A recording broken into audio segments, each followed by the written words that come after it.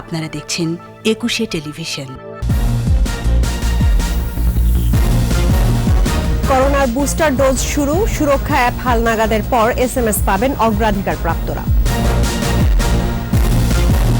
অবশেষে খুলল মালয়েশিয়ার শ্রমবাজার, সমঝোতা স্মারক সই, খরচ বহন করবে নিয়োগদাতা প্রতিষ্ঠান।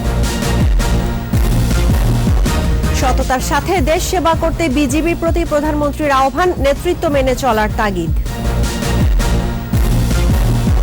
মালদ্বীপ সফরে যাচ্ছেন প্রধানমন্ত্রী শেখ হাসিনা, সই হবে বন্দি বিনিময় চুক্তি সহ বেশ কয়েকটি সমঝোতা স্মারক।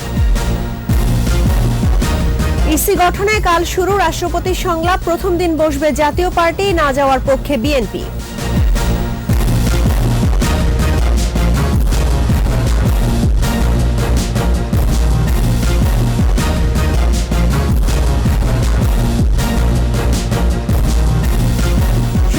ফার্স্ট সিকিউরিটি ইসলামী ব্যাংক লিমিটেড সংবাদ শিরোনাম। আমন্ত্রণ রাত 11টার 21 সংবাদে আপনাদের সঙ্গে আছি রাহনুমা রাহিম। দর্শক, 21 টেলিভিশনের সংবাদ একই সাথে সরাসরি দেখতে পাবেন আমাদের ফেসবুক পেজ www.facebook.com/2124 অনলাইনে।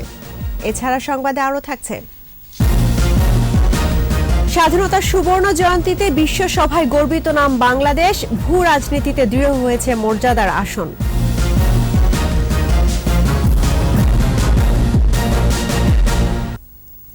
শুরু হয়েছে করোনা ভ্যাকসিনের বুস্টার ডোজ প্রদান। প্রথম ভ্যাকসিন নেয়া স্বাস্থ্যকর্মী রুনু ভেরোনিকা কস্তাকে দিয়েই শুরু হয় বুস্টার ডোজ কার্যক্রম। স্বাস্থ্যমন্ত্রী সহ 4 মন্ত্রী এবং ষাটোর্ধ্ব ও ফ্রন্টলাইনার তালিকা থেকে পরীক্ষামূলকভাবে 36 জনকে প্রথম দিন বুস্টার ডোজ দেওয়া হয়। পর্যবেক্ষণ শেষে এবং সুরক্ষা অ্যাপ হালনাগাদের পর SMS এর মাধ্যমে বুস্টার নেবেন অগ্রাধিকার প্রাপ্তরা। বিস্তারিত জানাচ্ছেন স্মৃতি মণ্ডল। চলতি বছরের 27 জানুয়ারি কুর্মিটোলা জেনারেল হাসপাতালের senior staff nurse Runu Veronica কস্তাকে 1 ডোজ করোনা ভ্যাকসিন দেওয়ার মধ্য দিয়েই বাংলাদেশে শুরু হয়েছিল টিকা কর্মসূচি। এ পর্যন্ত 47% মানুষ প্রথম ডোজ টিকা নিয়েছে। টিকা প্রাপ্তি ও পর্যাপ্ত মজুদ নিশ্চিত হওয়ায় বুস্টার ডোজ দেওয়ার সিদ্ধান্ত নেয় স্বাস্থ্য মন্ত্রণালয়। বুস্টার ডোজ আমাদের 3,59,00,000 লাগবে আগামী জুন মাস পর্যন্ত, এবং বুস্টার ডোজ জানুয়ারি মাস পর্যন্ত যদি আমরা হিসাব করি, তাহলে পরে আমাদের 43 লক্ষ ডোজ লাগে। আমাদের হাতে এখন আছে 60 লক্ষ, এবং আমাদের সামনের মাসে আমরা আরও 2 কোটি ডোজ পাবো ফাইজারের। রাজধানীর মহাখালীতে BCPS মিলনায়তনে বুস্টার ডোজ কার্যক্রম উদ্বোধন করেন স্বাস্থ্যমন্ত্রী জাহিদ মালেক। প্রথম ভ্যাকসিন পাওয়া রুনু ভেরোনিকা কস্তাকে দিয়েই বুস্টার ডোজ দেয়া শুরু হয়। যারা যারা অন্যান্য ভ্যাকসিন নিয়েছে তারাও ফাইজার নিতে পারবে। এর পাশাপাশি আরও যদি কোনো ভ্যাকসিন অনুমোদন হয় বুস্টার ডোজ হিসেবে, আমরা সেটাও দেব। আমরা শুনেছি যে এই মডার্নাও বুস্টার ডোজ হিসেবে দেওয়া যায়। এই বিষয়েও আমাদের চিন্তাভাবনা আছে এবং আমাদের স্টকও মডার্নার রয়েছে। পর্যায়ক্রমে পররাষ্ট্রমন্ত্রী, আইনমন্ত্রী, মৎস্য ও প্রাণী সম্পদ মন্ত্রী এবং স্বাস্থ্যমন্ত্রী সহ ষাটোর্ধ্ব এবং সম্মুখ সারির যোদ্ধাদের মধ্য থেকে 36 জনকে বুস্টার ডোজ হিসেবে ফাইজারের ভ্যাকসিন দেওয়া হয়। সুরক্ষা অ্যাপ প্রস্তুত হওয়ার পর SMS এর ভিত্তিতে বুস্টার ডোজ নিতে হবে। যারা প্রথম এবং দ্বিতীয় ডোজ পেয়েছেন তারা কিন্তু অলরেডি আমাদের সুরক্ষা অ্যাপে রেজিস্টার্ড এবং আপডেটেড, সুতরাং তাদেরকেই আমরা তৃতীয় ডোজ দিব যাদের 6 মাস কমপ্লিট হয়েছে। বিশ্ব স্বাস্থ্য সংস্থার অনুমোদন অনুযায়ী তৃতীয় ডোজের টিকাটা আমরা অন্য যে কোনো টিকা দিতে পারি, কিন্তু প্রথম এবং দ্বিতীয় ডোজ আমরা যেভাবে দিচ্ছিলাম একইভাবে দিব। এখানে মিক্স অ্যান্ড ম্যাচের ব্যাপারে আমাদের কোনো সিদ্ধান্ত এখনো হয়নি। বুস্টার ডোজ প্রদানের পাশাপাশি নিয়মিত টিকাদান কার্যক্রমও চলমান থাকবে। পর্যায় পর্যন্ত চলে গেছে এবং এটা নিয়ে আমরা কাজ। স্মৃতি মণ্ডল, 21 টেলিভিশন, ঢাকা। অবশেষে উন্মুক্ত হল মালয়েশিয়ার শ্রমবাজার।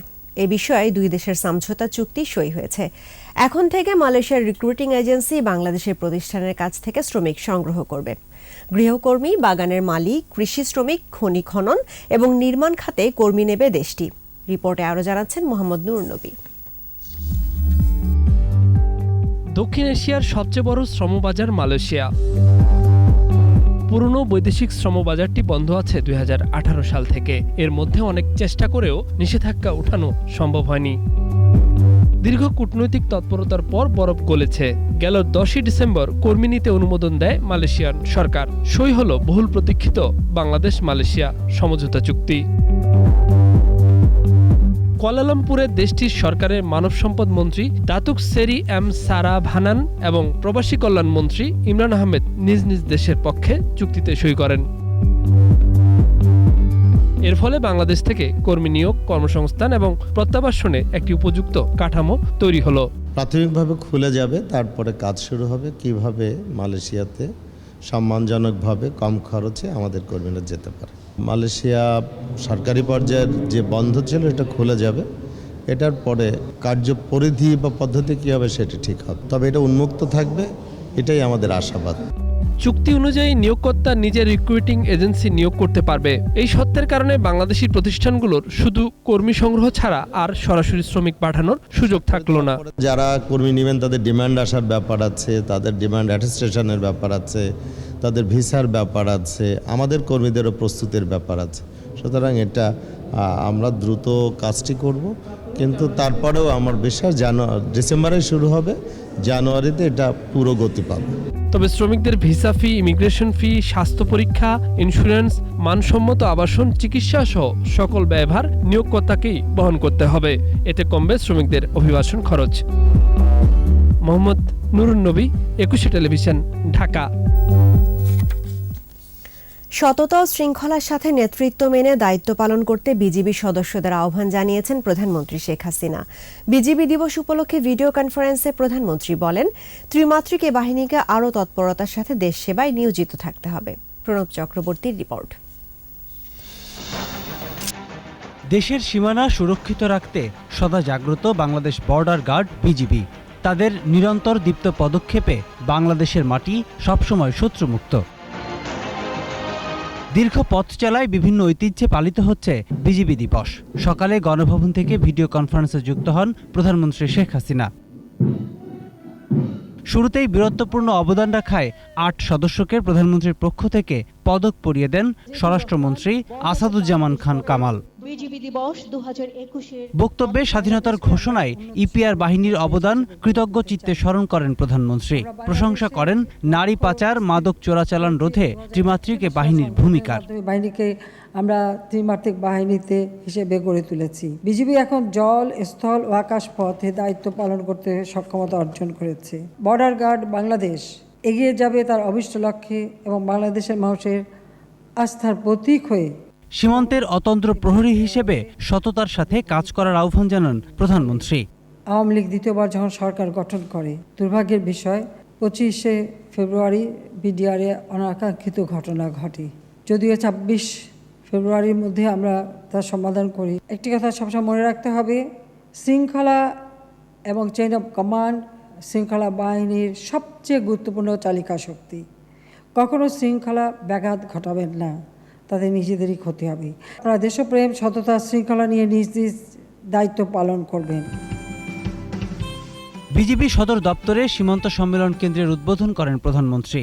পরে বিজিবির সুদৃশ্য প্যারেড মুগ্ধ করে সবাইকে।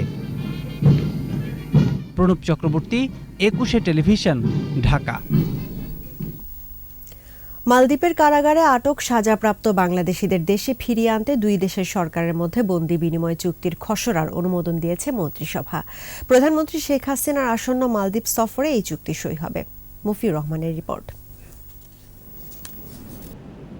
মন্ত্রিসভা বৈঠকে গণভবন থেকে ভার্চুয়ালি যুক্ত হয়ে সভাপতিত্ব করেন প্রধানমন্ত্রী শেখ হাসিনা।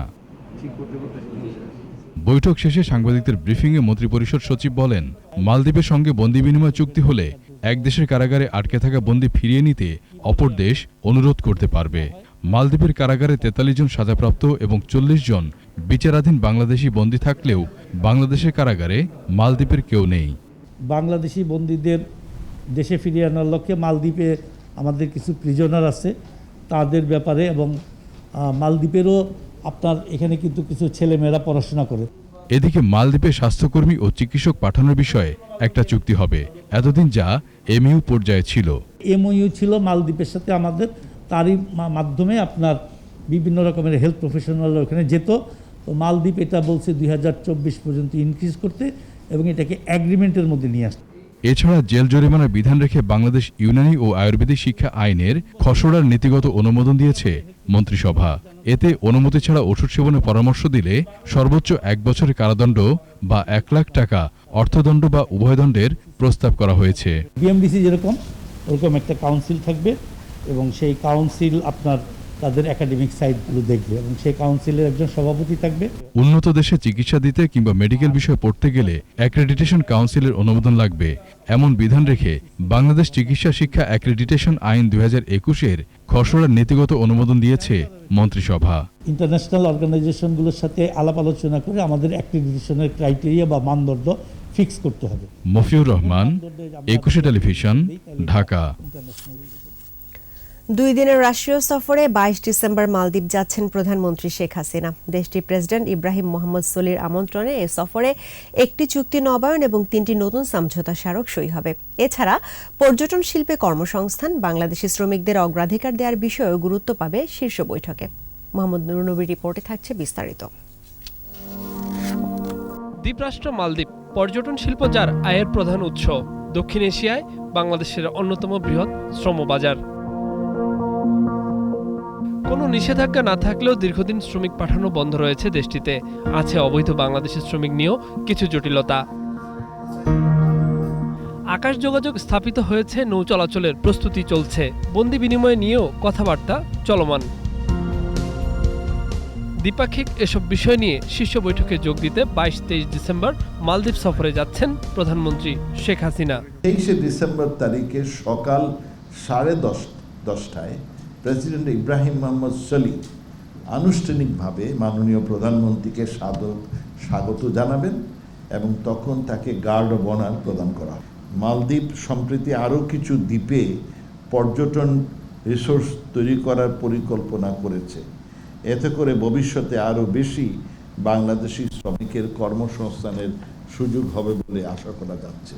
পররাষ্ট্র মন্ত্রণালয়ের সংবাদ সম্মেলনে জানানো হয়, প্রিফারেন্সিয়াল ট্রেড এগ্রিমেন্ট পিটিএ এই সফরে সই না হলেও স্বাস্থ্য, শিক্ষা, দ্বৈত কর আরোপ এবং যুব ও ক্রীড়া বিষয়ে 3 সমঝোতা স্মারক সই হবে। আলোচ্য সফরের মাধ্যমে বাংলাদেশ ও মালদ্বীপের মধ্যে ব্যবসা বাণিজ্য, বিনিয়োগ, সহযোগিতা সম্প্রসারণ, বাংলাদেশের শ্রমবাজার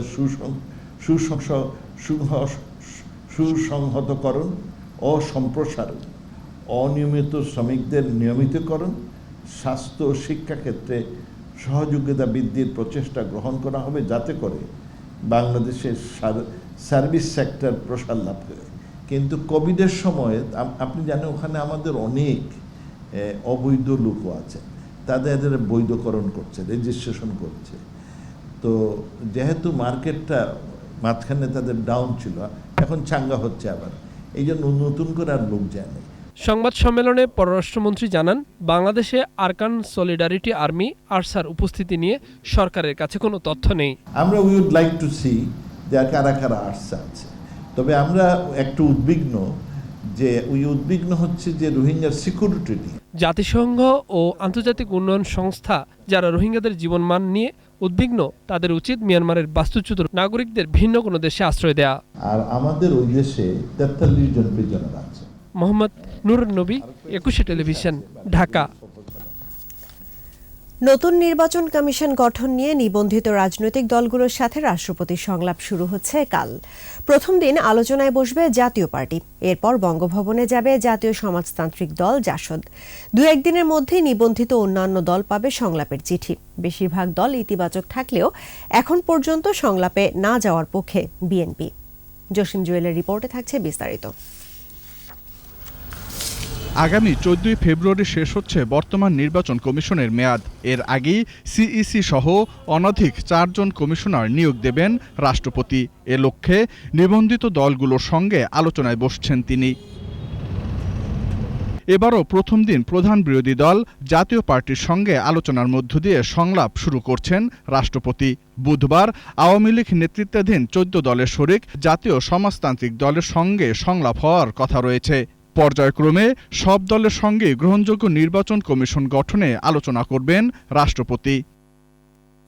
এদিকে নতুন নির্বাচন কমিশন গঠন নিয়ে রাজনৈতিক অঙ্গনে রয়েছে নানা আলোচনা। নিবন্ধিত বেশিরভাগ দল সংলাপ নিয়ে ইতিবাচক, তবে অন্যতম বৃহত্তম রাজনৈতিক দল বিএনপি এখনও রাষ্ট্রপতির সঙ্গে সংলাপে না যাওয়ার পক্ষে। নেতারা বলছেন, সংলাপের অতীত অভিজ্ঞতা বিএনপির জন্য সুখকর নয়। 2016 সালে বিএনপির চেয়ারপারসন বেগম খালেদা জিয়ার নেতৃত্বে রাষ্ট্রপতির ডাকা সংলাপে অংশ নিয়েছিল দলটি। বিএনপির স্থায়ী কমিটির সদস্য আমির খসরু মাহমুদ চৌধুরী বলেন, বিএনপি দলীয় সরকারের অধীনে আর কোনো নির্বাচনে যাবে না।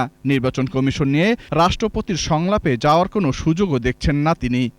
নেড়ে তো বেলতলায় বারবার যায় না, ওইসব প্রক্রিয়া অনেক আগে শেষ হয়ে গেছে এবং ওইসব তারা যেসব প্রক্রিয়া করছে ওই জনগণকে বাইরে রেখে ক্ষমতায় দখল করার প্রক্রিয়া আবারও পুনর এটা আবার রিপিট করছে, আর এর বাইরে আর কিছু না। সুতরাং ওই পথে যাওয়ার কোনো সুযোগ নেই। আমাদের তাদের নিরপেক্ষ সরকারের অধীনে নির্বাচন ব্যতীত কোনো ধরনের নির্বাচনে আমরা যাব না, কোনো ধরনের নেগোসিয়েশনও যাব না। বিএনপির এই নেতা বলেন, নিরপেক্ষ সরকার গঠনের পর তাদের অধীনেই নির্বাচন কমিশন গঠন সহ সব ধরনের সিদ্ধান্ত নেওয়ার পক্ষে বিএনপি। না, নির্বাচন কমিশন তো এই সরকারের অধীনে গঠন করার সুযোগ নেই। নির্বাচন কমিশন গঠন করতে হবে, এই সরকারকে বিদায় দিয়ে একটি কেয়ারটেকার সরকার গঠন করতে হবে। কেয়ারটেকার সরকার সমস্ত জাতীয় সমস্ত দলকে নিয়ে একটা কনসেনসাসের ভিত্তিতে যে এই সমস্ত সিদ্ধান্তগুলো নিতে হবে। শুধুমাত্র নির্বাচন কমিশনের আরো অনেক সিদ্ধান্ত আছে।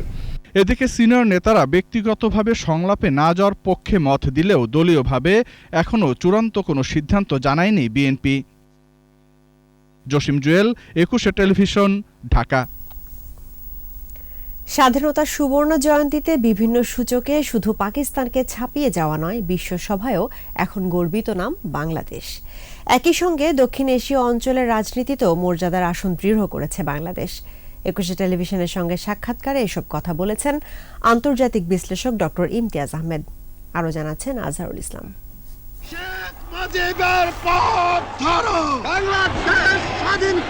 1971 সালে জাতির পিতা বঙ্গবন্ধু শেখ মুজিবুর রহমানের ডাকে বাংলাদেশের মানুষ ঝাঁপিয়ে পড়ে মহান মুক্তিযুদ্ধে। দীর্ঘ 9 মাস রক্তক্ষয়ী লড়াইয়ের মাধ্যমে বাংলাদেশ নামে যে দেশটির জন্ম 50 বছরে এসে জানান দিচ্ছে নিজের শক্ত অবস্থান। অনুন্নত দারিদ্র্যপীড়িত একটা ভূখণ্ড কিভাবে সচ্ছল সমৃদ্ধশালী হয়ে প্রযুক্তি নির্ভর যোগাযোগের আধুনিকতম দেশে রূপান্তরিত হতে পারে তার অনন্য দৃষ্টান্ত আজকের বাংলাদেশ। 50 বছরের মাথায় এসে বাংলাদেশের প্রতি আমি মনে করি যে বিশ্বের যথেষ্ট অ্যাটেনশন বেড়েছে, যেটা অনেককে হয়তো অবাক করে দিয়েছে। বঙ্গবন্ধুর আদর্শ অনুসরণ করে 50 বছর ধরে সবার সাথে বন্ধুত্ব, কারো সাথে বৈরিতা নয়, পররাষ্ট্রনীতিতে সকল দেশের সাথে সুসম্পর্ক বজায় রেখে বিশ্বসভায় মাথা উঁচু করে এগিয়ে চলেছে দেশ। সার্বভৌমত্ব, বাংলাদেশের ইতিহাস, বাংলাদেশের সভ্যতার উপর দাঁড়িয়ে কিন্তু ওই প্রিন্সিপালটা করা হয়েছে। আমরা দেখাতে চাচ্ছি যে না, এরকম একটা কাঠামো দিয়ে কিন্তু মানুষ আসলে আরো বড় হতে পারে। নিকটতম প্রতিবেশী ভারতের সাথে বাংলাদেশের 71-এর বন্ধন অনস্বীকার্য। 50 বছরের এই গুরুত্বপূর্ণ সম্পর্ককে আরো সুসংহত করতে দরকার উদার মনোভাব। মনে রাখতে হবে যে বাংলাদেশ কিন্তু একটা সেকুলার আইডেন্টিটির উপর দাঁড়িয়ে আছে। তো অন্য দেশ যদি সেকুলার না থাকে তখন আমরা অতখানি উৎসাহী বোধ করি না। তো সেই জায়গাটা আমার মনে হয় একটা হয়তো নজর দেওয়া বা অ্যাটেনশন দেওয়া প্রয়োজন আছে এখনো। দীর্ঘ 50 বছরে আর্থসামাজিক অনেক সূচকে বাংলাদেশ আগেই পাকিস্তানকে টপকে গেছে। এতে তুষ্ট না হয়ে এবার দেশটির সাথে আজও অমীমাংসিত থাকা ইস্যুগুলো সমাধানে গুরুত্ব আরোপের তাগিদ এই আন্তর্জাতিক বিশ্লেষকের। পাকিস্তান এখনো আমাদের যে জেনোসাইড হয়েছে সেটা স্বীকার করেনি। বিশেষ করে যারা ওয়ার ক্রাইম বা জেনোসাইড এখানে করেছে তাদের যে বিচারের ব্যাপারটা, অ্যাসেট যে শেয়ার করার ব্যাপারে বিষয়গুলো আছে, সেগুলো কিন্তু এখনো তারা করেননি। সেগুলো যখন হবে, 71কে যখন তারা খোলাখুলিভাবে স্বীকার করে নিবে, তখন আমি মনে করি যে সম্পর্ক উন্নয়ন করার ব্যাপারে বাধা থাকবে না। বিজয়ের সুবর্ণ জয়ন্তীতে এসে বাংলাদেশের অর্জন এগিয়ে যাবার অপ্রতিরোধ্য অগ্রযাত্রার পরবর্তী 50-এ তা আরো অব্যাহত রাখতে প্রয়োজন চ্যালেঞ্জ মোকাবেলার সক্ষমতা। রাজনৈতিক, অর্থনৈতিক ও সামাজিক অধিকার আদায়ের জন্য আজহারুল ইসলাম, 21 টেলিভিশন, ঢাকা। নিচ্ছি সংবাদ বিরতি। যখন ফিরছি তখন অন্যান্য খবরের সঙ্গে আরও থাকবে। ২৬ ডিসেম্বর থেকে ঢাকা নগর পরিবহনের পরীক্ষামূলক যাত্রা চালু হচ্ছে ই-টিকেটিং। অর্থনীতি পুনরুদ্ধারে প্রতিবেশীদের চেয়ে এগিয়ে বাংলাদেশ, ৬.৬% প্রবৃদ্ধির পূর্বাভাস। আবারও আমন্ত্রণ রাত ১১টার ২১ সংবাদে। প্রধানমন্ত্রী শেখ হাসিনার সাথে সৌজন্য সাক্ষাৎ করেছেন ফ্রান্সের বিদায়ী রাষ্ট্রদূত জিন মারিন। গণভবনে এ সাক্ষাতে প্রধানমন্ত্রী আশা প্রকাশ করেন আগামীতে দুদেশের সম্পর্ক আরও জোরদার হবে। এ সময় আফগানিস্তানে ফ্রান্সের বিশেষ দূত হিসেবে নিয়োগ পাওয়ায় বিদায়ী রাষ্ট্রদূতকে অভিনন্দন জানান প্রধানমন্ত্রী। পরে বিদায়ী রাষ্ট্রদূত প্রধানমন্ত্রীকে জানান ফ্রান্স সরকার কোভ্যাক্সের অধীনে ১.২ মিলিয়ন করোনা ভ্যাকসিন সরবরাহ করবে বাংলাদেশকে।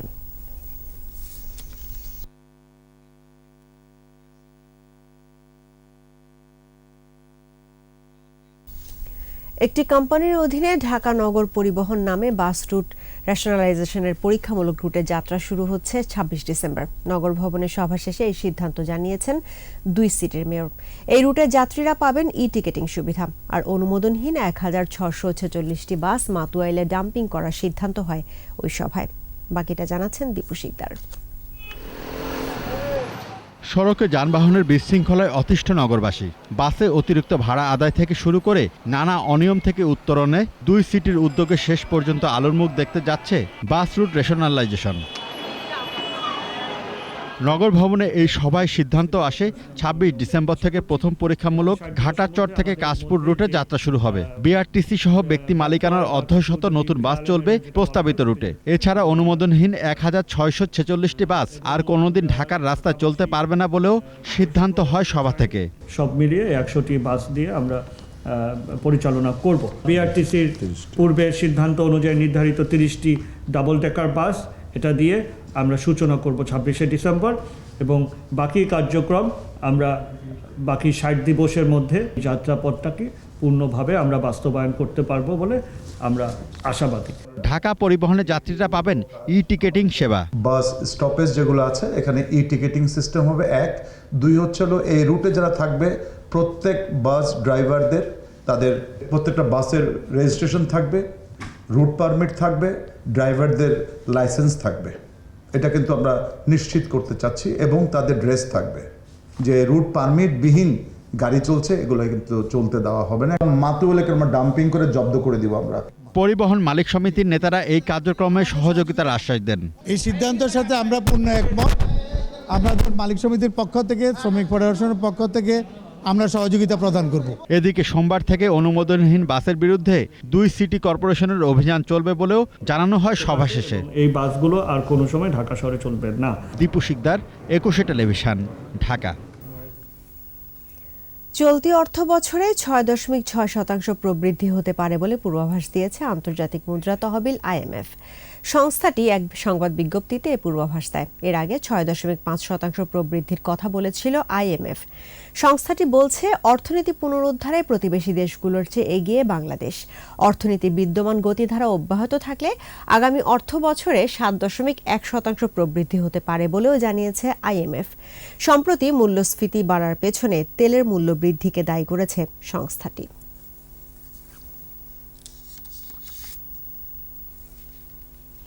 গেল ৫০ বছরে বাংলাদেশ সবকটি সূচকে যেভাবে এগিয়েছে দলকানা বলে বিএনপি মহাসচিব ও তার দল সেসব চোখে দেখেন না বলে মন্তব্য করেছেন তথ্যমন্ত্রী ডক্টর হাসান মাহমুদ। বিটিভি চট্টগ্রাম কেন্দ্রের রজত জয়ন্তী ও চট্টগ্রাম কেন্দ্রের ২৪ ঘণ্টা সম্প্রচারের উদ্বোধনী অনুষ্ঠানে তিনি আরও বলেন, আওয়ামী লীগ সরকারের ধারাবাহিকতার কারণে দেশে এত উন্নয়ন হয়েছে, মাঝে বিএনপি ক্ষমতায় না থাকলে বাংলাদেশ আরও এগিয়ে যেত।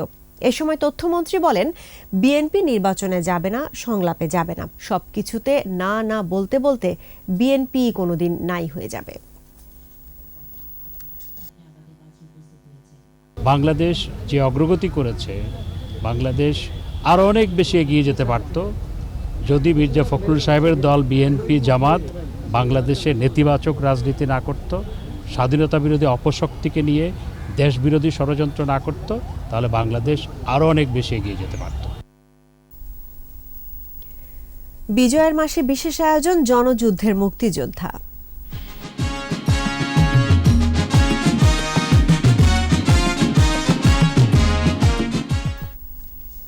একাত্তরে মুক্তিযুদ্ধ বাঙালি জাতির অনন্য স্মারক। লাশের ধ্বংসস্তূপ থেকে এ মাসে উদিত হয়েছিল স্বাধীনতা সূর্য।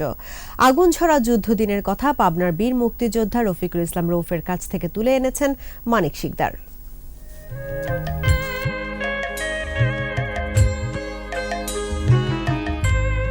আমার বয়স তখন 17-18 বছর ছিল। আমি পরীক্ষা দিব এসএসসি, কিন্তু পরীক্ষা দেওয়ার আগে আমার এই দেশের অস্থিরতা হলো, যুদ্ধ হলো, অনেক পাকিস্তানিরা বসা এই হিসাবে তখন আমি আর পরীক্ষা দিতে পারিনি, চলে গেলাম যুদ্ধে। এই দেশকে মুক্ত করার জন্য আমরা শেখ মুজিব, আমাকে জাতির পিতা, ওনার কমান্ড, ওনার কথা অনুযায়ী আমরা গেছি।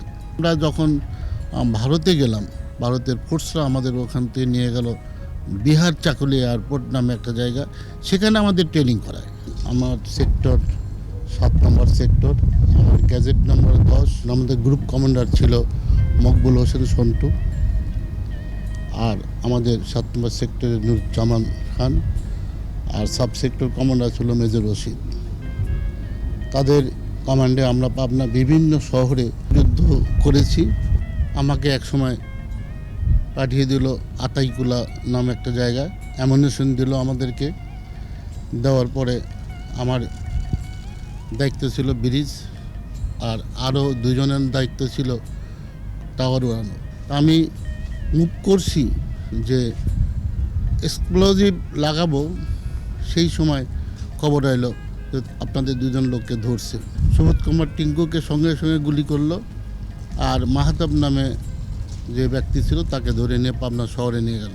আমি যখন যুবক ছিলাম তখন আমি দেশের জন্য জান প্রাণ চিন্তা করি নাই, দেওয়ার জন্য প্রস্তুত ছিলাম, দেশকে স্বাধীন করব। বর্তমানে আমাদের প্রধানমন্ত্রী, উনি যেভাবে দেশটা আগায় নিছে, আমার মনে হয় না যে আর কোনো নেত্রী এতটুকু করছে, এতটুকু অগ্রসর হয়েছে। আবারও সংবাদ বিরতি। যখন ফিরব তখন অন্যান্য খবরের সঙ্গে আরও থাকবে। 23 ডিসেম্বর থেকে শুরু 5 দিন ব্যাপী রিহ্যাব মেলা, ফ্ল্যাটের দাম বাড়ার আশঙ্কা। শীতে বিপর্যস্ত দিল্লির জনজীবন, সর্বনিম্ন তাপমাত্রা 3.6 ডিগ্রি সেলসিয়াস। আমন্ত্রণ আবারও রাত 11টার 21 সংবাদে। 23 ডিসেম্বর থেকে রাজধানীর বঙ্গবন্ধু আন্তর্জাতিক সম্মেলন কেন্দ্রে শুরু হচ্ছে 5 দিন ব্যাপী রিহ্যাব মেলা। দুপুরে সংবাদ সম্মেলনে রিহ্যাব নেতারা মেলা থেকে ফ্ল্যাট ক্রয়ে বিশেষ সুবিধার কথা তুলে ধরেন। আন্তর্জাতিক বাজারে রড সিমেন্টের দাম, পরিবহন খরচ বেড়ে যাওয়ায় ফ্ল্যাটের দাম অন্তত 15% বাড়বে। মেলার প্রথম দিন দুপুর 2টা থেকে ক্রেতা দর্শনার্থীদের জন্য উন্মুক্ত থাকবে। বাকি দিনগুলোতে সকাল 10টা থেকে রাত 9টা পর্যন্ত মেলা চলবে। টিকিটের প্রবেশ মূল্য 50 থেকে 100 টাকা।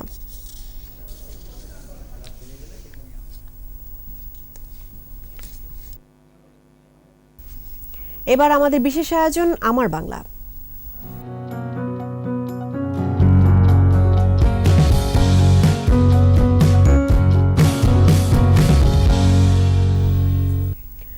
বগুড়া সদরের গোকুল গ্রামে রহস্যময় ও বিস্ময়কর 3 কোণ বিশিষ্ট স্থাপত্য বেহুলার বাসর ঘরের অবস্থান, যা গোকুল মেধ বা লক্ষিন্দরের মেধ বলেও পরিচিত। অনেকে প্রত্নতাত্ত্বিক এই নিদর্শনকে বেহুলার বাসর ঘর বললেও প্রত্নতত্ত্ববিদরা বলছেন এটি আসলে বৌদ্ধ মঠ। বগুড়া প্রতিনিধি আবুল কালাম আজাদের রিপোর্ট, জানাচ্ছেন মাসুম আলিসা। বগুড়া শহর থেকে 11 কিলোমিটার উত্তর দক্ষিণে আর মহাস্থানগড়ের কাছে গোকুল, রামশহর ও পলাশবাড়ি গ্রামের সংযোগস্থলেই এই গোকুল মেধ। স্থানীয়ভাবে বেহুলার বাসরঘর নামে পরিচিত।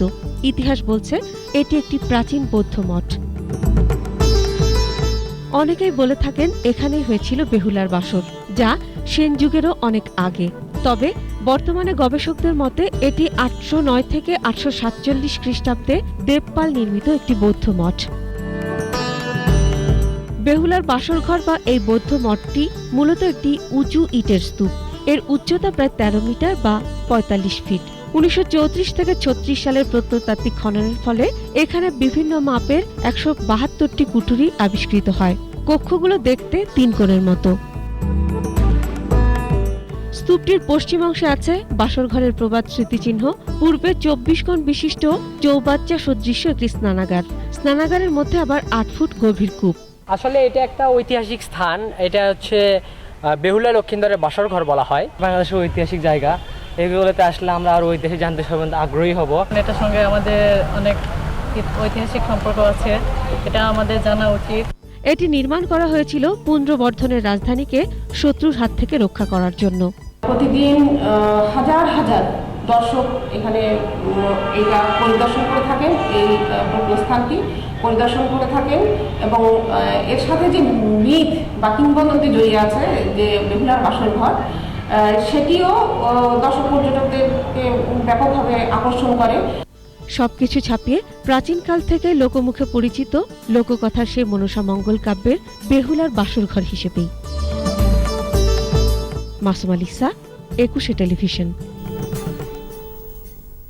সংবাদের এই পর্যায়ে সোশ্যাল ইসলামী ব্যাংক লিমিটেড বাণিজ্য সংবাদ।